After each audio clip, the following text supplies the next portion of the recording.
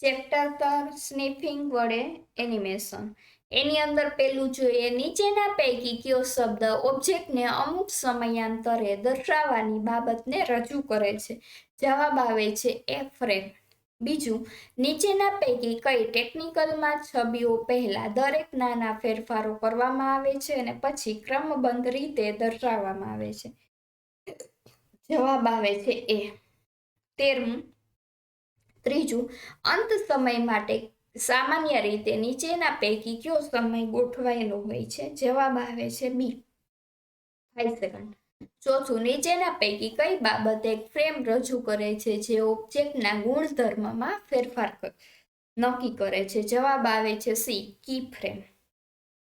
5મું, નીચેના પૈકી કયું વે પોઈન્ટ રજૂ કરતો નિર્દેશક દર્શાવે છે? જવાબ આવે છે ડી, ચતુષ્કોણ એટલે કે ડાયમંડ. 6થું, એનિમેટ એડિટ મોડમાં કેનવાસની ફરતે કિનારીનો રંગ કયો થઈ જાય છે? સી, જવાબ આવે છે લાલ. 7મું, નીચેના પૈકી કયું પદ દસ્તાવેજમાં સમયની લંબાઈ નક્કી કરે છે? જવાબ આવે છે એ ફ્રેમ.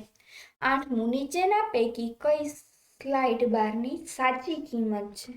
જવાબ આવે છે બી. 9મું, નીચેના પૈકી કયું પદ અસરને રજૂ કરે છે જેમાં એક છબી બીજી છબીમાં પરિવર્તિત થાય છે? જવાબ આવે છે એ મફિંગ.